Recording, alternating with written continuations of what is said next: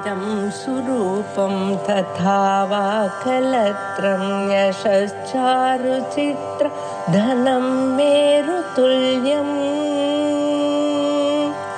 मनश्चेन लग्नं गुरोरङ्घ्रिपद्मे ततः किं ततः किं ततः किं ततः किम् सदाशिवसमारम्भां शङ्कराचार्यमध्यमाम् अस्मदाचार्यपर्यन्तां वन्दे गुरुपरम्पराम्. श्रीगुरुभ्यो नमः. சீதாராவண சம்வாதஜரி அந்த புஸ்தகத்துல இந்த காவியத்தினுடைய முதல் ஸ்லோகம் மங்கள ஸ்லோகம் பார்த்திருக்கோம். அடுத்தது 2வது ஸ்லோகம். இந்த ஸ்லோகத்துல கவி தான் என்ன வேலை பண்ண ஆரம்பிச்சிருக்கேன் அப்படிங்கிறத சொல்றார். முதல் ஸ்லோகத்துல நான் ஒரு காவியம் பண்ண போறேன், அந்த காவியமானது எந்தவித இடைஞ்சலும் இல்லாத நல்லபடியா பூர்த்தி ஆகணும் அப்படிங்கிற ஒரு பிரார்த்தனை வச்சார். இப்ப என்ன காவியம் பண்ண போறேன் அதை சொல்லணுமே, அதத்தான் 2வது ஸ்லோகத்துல சொல்ல போறேன். நான் ஒரு தடவை வாசிக்கிறேன்.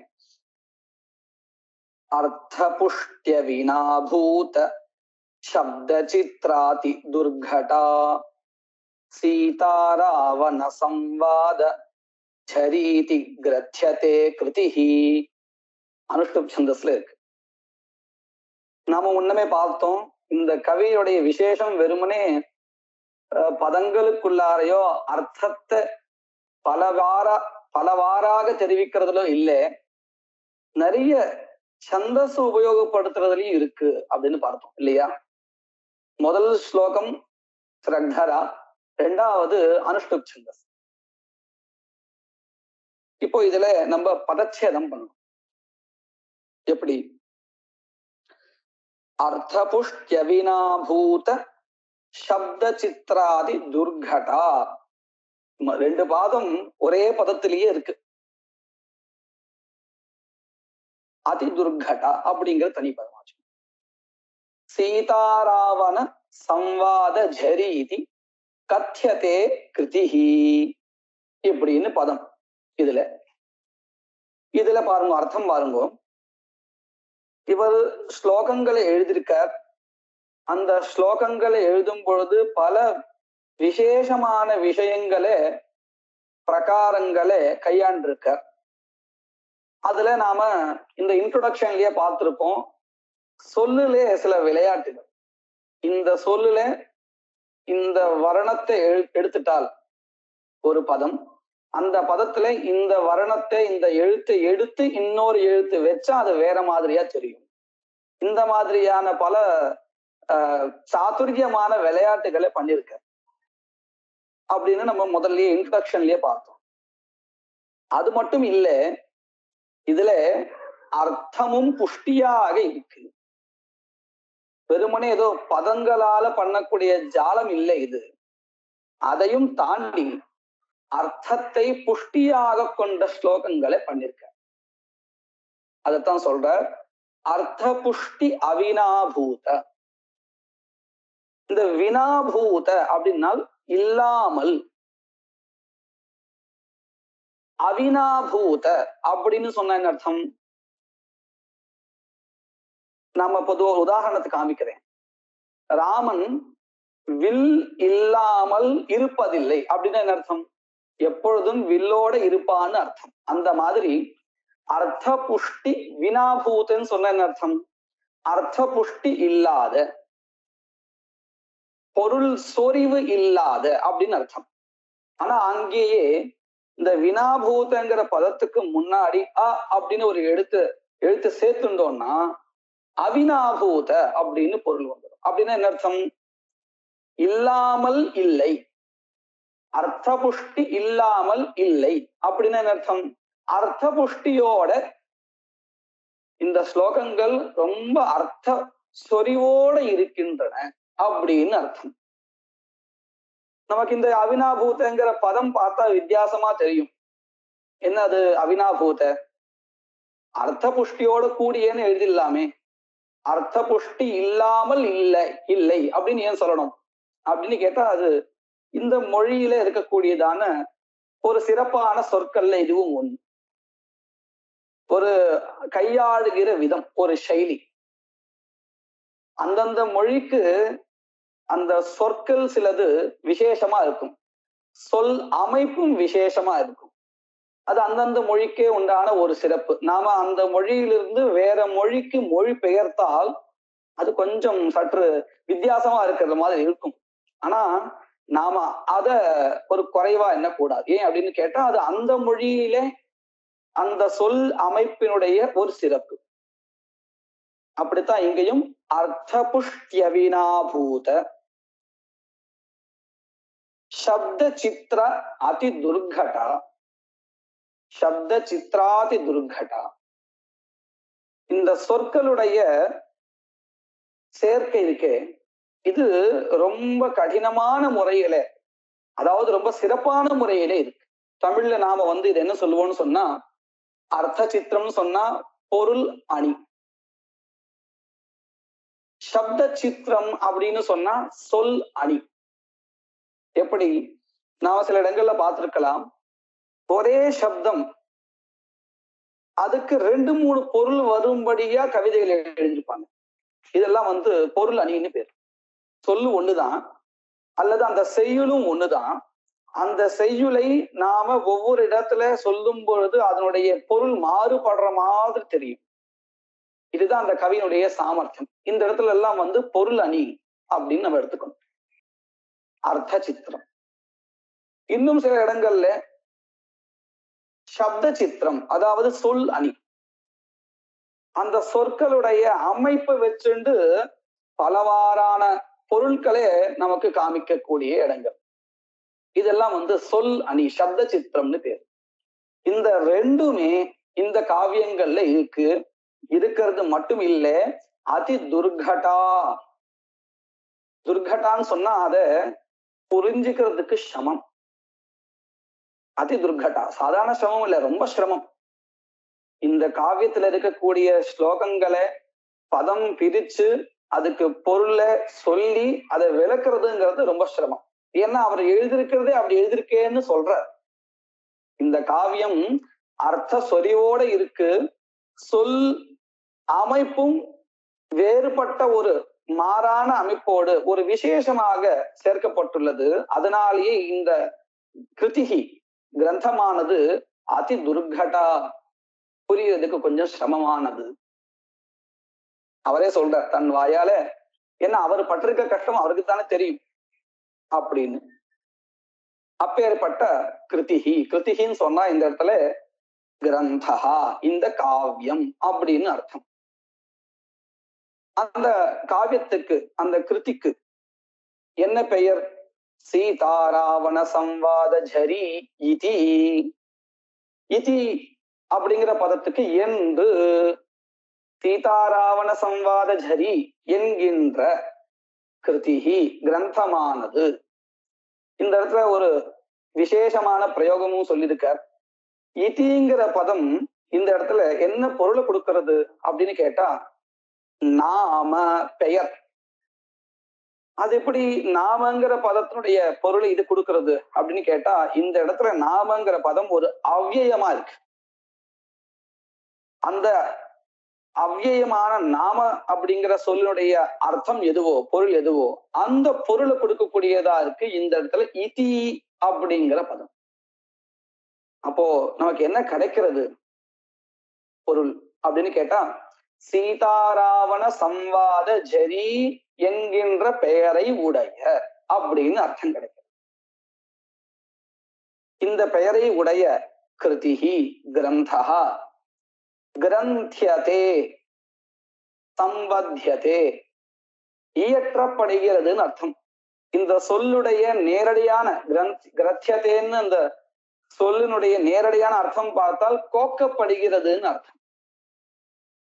கோக்கப்படுகிறதுன்னு சொன்னா என்ன அர்த்தம்? காவியம்ங்கிறது ஒரு மாலையா இருந்தால் அந்த மாலையில இருக்கக்கூடிய முத்துக்கள் நம்ம எதை சொல்ல முடியும்? ஒவ்வொரு ஸ்லோகத்தையும். இந்த காவியத்துல எத்தனை ஸ்லோகங்கள் இருக்கு?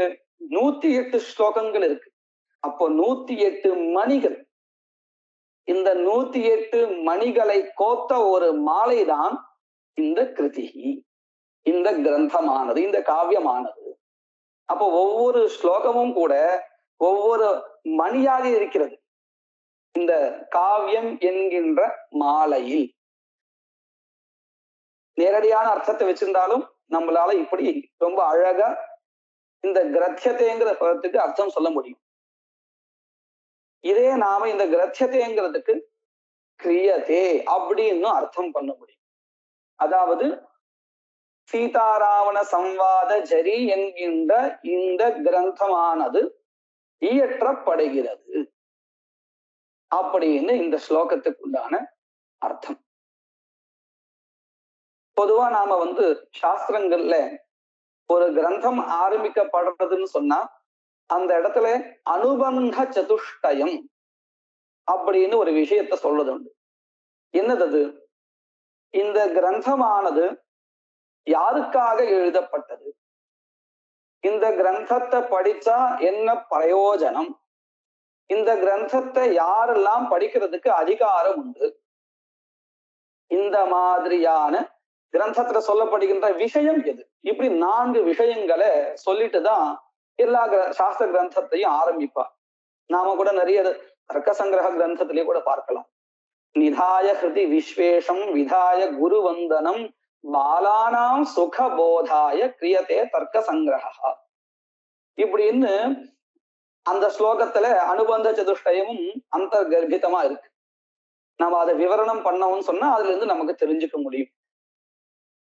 அந்த மாதிரி தான் இந்த காவியத்திலையும் கூட முதல் இந்த கிரந்தத்தினுடைய மங்கள ஸ்லோகம் முடிஞ்ச பிற்பாடு இந்த 2வது ஸ்லோகத்துல தான் என்ன கிரந்தத்தை இயற்ற ஆரம்பிச்சிருக்கேன்னு அந்த கவி சொல்றார். சொல்லும் பொழுது அதிலேயே நமக்கு இந்த அனுபந்த சதுஷ்டயம் தெரிய வர்றது. எப்படி பாருங்க, அதிதுர்கட்டான்னு சொல்லிட்டார்.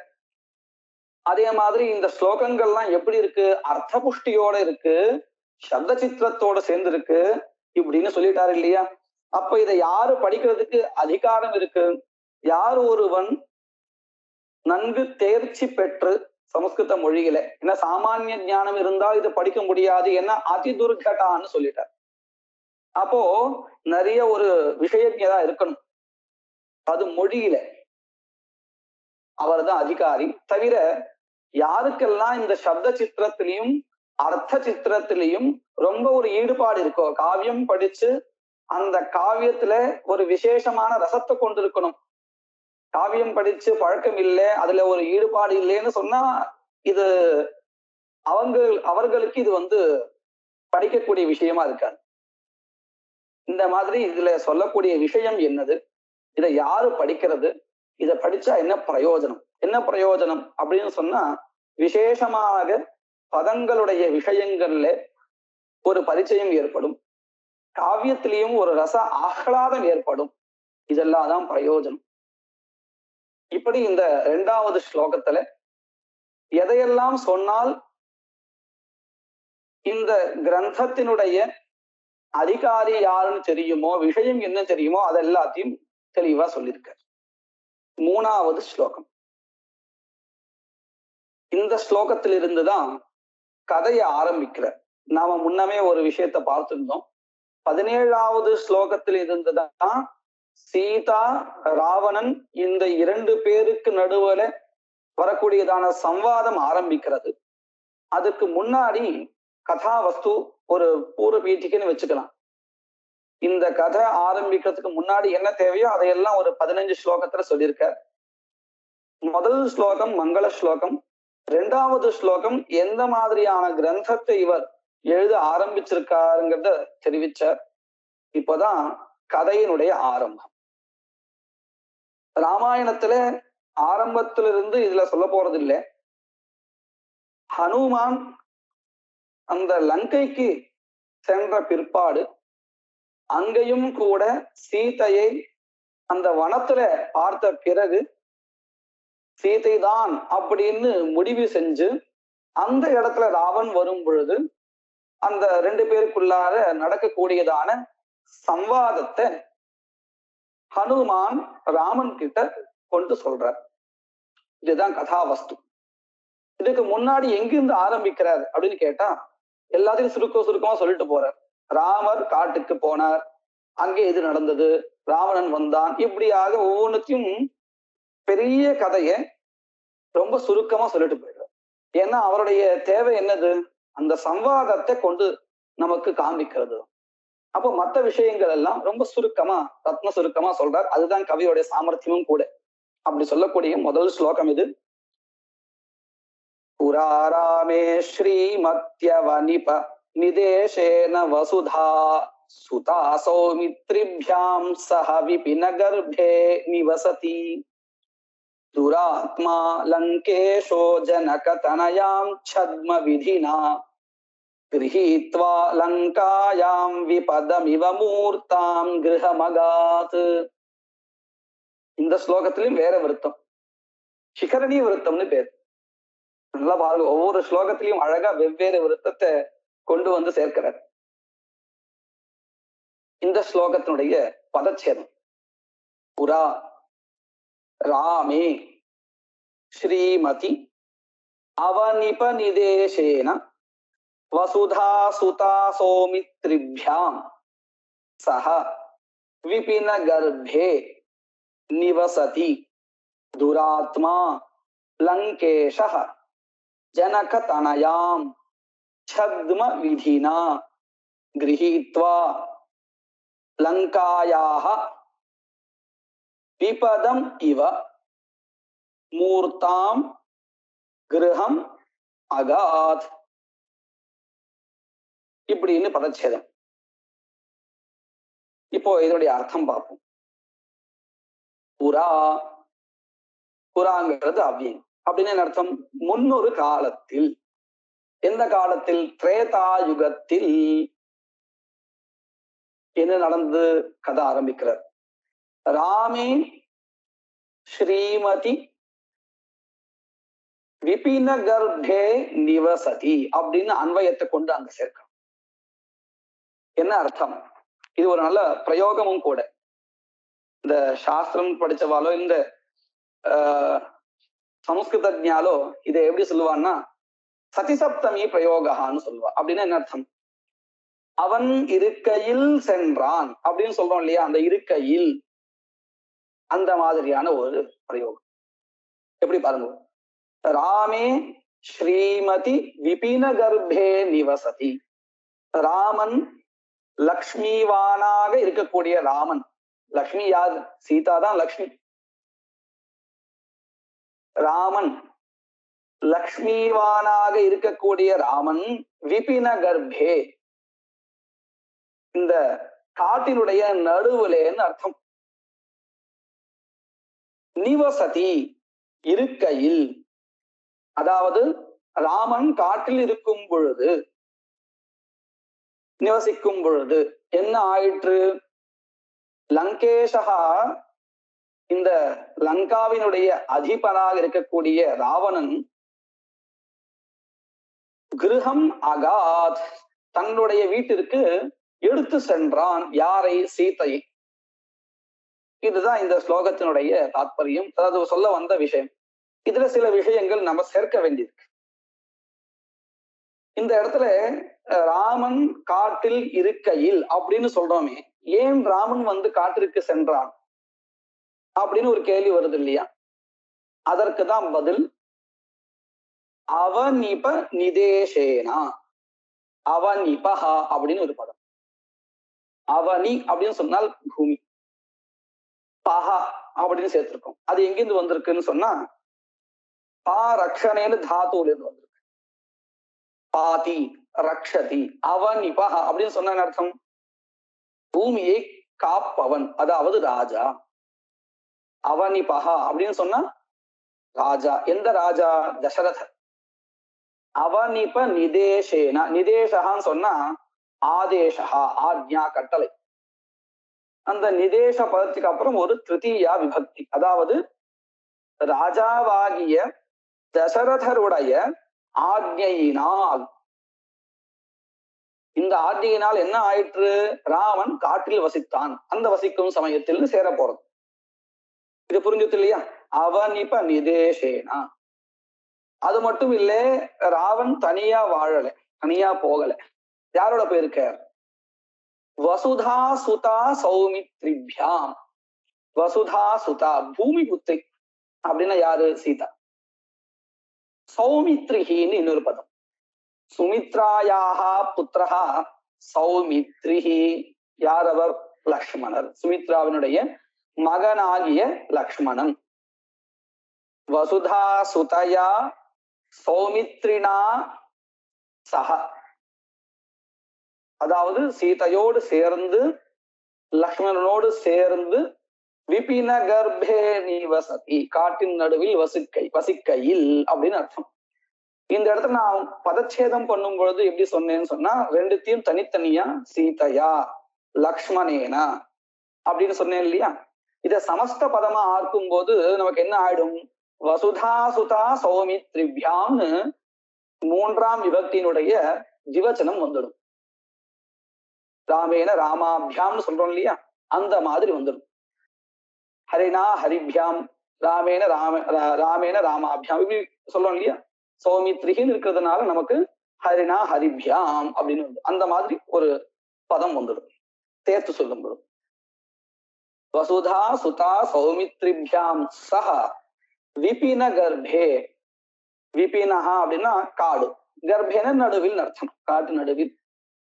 விபின கர்ப்பே நிவசதி அப்படின்னு என்ன அர்த்தம்? தண்டகாரண்யம் அர்த்தம், வேற ஒன்றும் இல்லை. நடு காட்டு இருந்தான்னு சொன்னா அந்த இடம் எது? தண்டகாரண்யம். அந்த காட்டில் இருக்கையில் வசிக்கையில் துராத்மா, கெட்ட புத்தியை உடையவன், துராத்மா. யார் அவர்? லங்கேஷா, லங்காயாக அதிபதி, லங்காவினுடைய ஈஷா. ஈஷான்னு சொன்னா தலைவன். லங்காவினுடைய தலைவனாக இருக்கக்கூடிய ராவணன் ஜனக தனயாம், ஜனக புத்திரியும், ஜனக ராஜாவினுடைய மகளாகிய சீதையை கிரகித்வா அபகரித்து விட்டு, கிரகித்வான பொதுவா எடுத்து கொண்டு விட்டுன்னு அர்த்தம் உண்டு. இந்த இடத்துல அபகரித்து விட்டு, அபகிருத்திய. எப்படி? சத்ம விதினா. சத்மன்னு சொன்னா என்ன அர்த்தம்?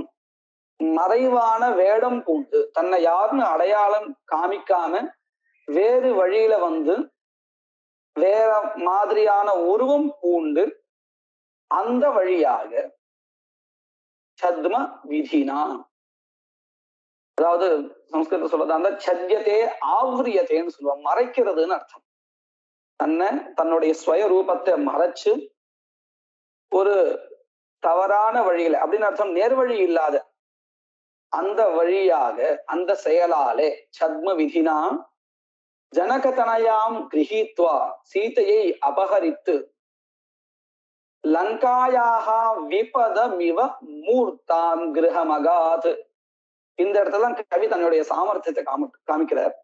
கதை நமக்கு எல்லாம் தெரிஞ்சதுதான். இந்த விற்த்தாந்தத்தை சொல்றதும் கவியினுடைய நோக்கம் இல்லை, இது ஒரு ஆரம்பத்துல சொல்லணுங்கிறதுனால அந்த வழிக்காக எடுத்துக்கிறார். ஆனா அதுலயும் தன்னுடைய சாமர்த்தியத்தை காமிக்கிறார். எப்படி பாருங்க, வெறுமனே அபகரித்து லங்காயாம் ஸ்தாபயத்து அப்படிதான் சொல்லலாம், லங்கையில கொண்டு வச்சார். ஆனா அப்படி சொல்லல. எப்படி சொல்றாருன்னு கேட்டா, லங்காயாக, லங்காவினுடைய விபதம் இவ, அதுவும் விபதம் இவ மூர்த்தாம், ஆபத்தினுடைய ஸ்வரூபமாக. எப்படின்னு பாருங்க, வசுதா சீதா வந்து லக்ஷ்மி ஸ்வரூபம் தானே. இங்கேயும் கூட நமக்கு எப்படி சொன்னார்? ஸ்ரீமதி ராமேன்னு சொன்னார் இல்லையா? லக்ஷ்மிவானாகிய ராமன் காட்டில் வசிக்கையில் தானே சொன்னார். அப்ப அந்த லக்ஷ்மி யாரு? சீதை தானே. லக்ஷ்மி ஸ்வரூபமா இருக்கக்கூடிய அந்த அம்மா இப்ப என்னவா ஆயிட்டா? விபத ஸ்வரூபம் ஆயிட்டா. விபதம் என்ன? ஆபத்து. ஆபத்தினுடைய ஸ்வரூபமாக லங்காயாக கிரகம் அகாத். லங்காயாக விபதம் இவ, லங்கையினுடைய ஆபத்தினுடைய ஸ்வரூபமாக கொண்டு சேர்த்தான். அப்படின்னா என்ன அர்த்தம்?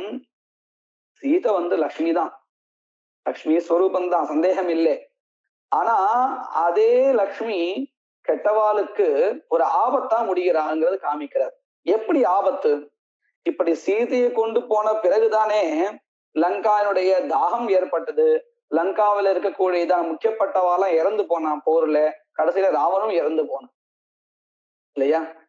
இவ்வளோ ஒரு கெடுதல் அந்த நாட்டுக்கு ஏற்பட்டதுன்னு சொன்னா அது யாருனால? ராவணன் சீதையை கொண்டு வந்து வச்சதுனால. அப்போ இந்த அம்மா வந்ததுதான் அங்க என்ன ஆயிடுதுன்னு சொன்னா அந்த நாட்டுக்கு ஒரு கெடுதல் ஆயிடுதா இல்லையா? அத மனசை வச்சு கவி எப்படி எழுதுற, லங்காயாக விபதம் இவ மூர்த்தாம். லங்காயாக லங்காவினுடைய விபதம் இவ ஆபத்தை போல, மூர்த்தாம் ஸ்வரூபாம் ஸ்வரூபத்தை கொண்ட சீதையை கிரகம் அகாத் தன்னுடைய அந்த காட்டுல கொண்டு வந்து வச்சான் அப்படின்னு இந்த ஸ்லோகத்தினுடைய பூரா அர்த்தம். மேற்கொண்டு அடுத்த ஸ்லோகங்கள் வரக்கூடிய காலத்துல நம்ம பார்ப்போம்.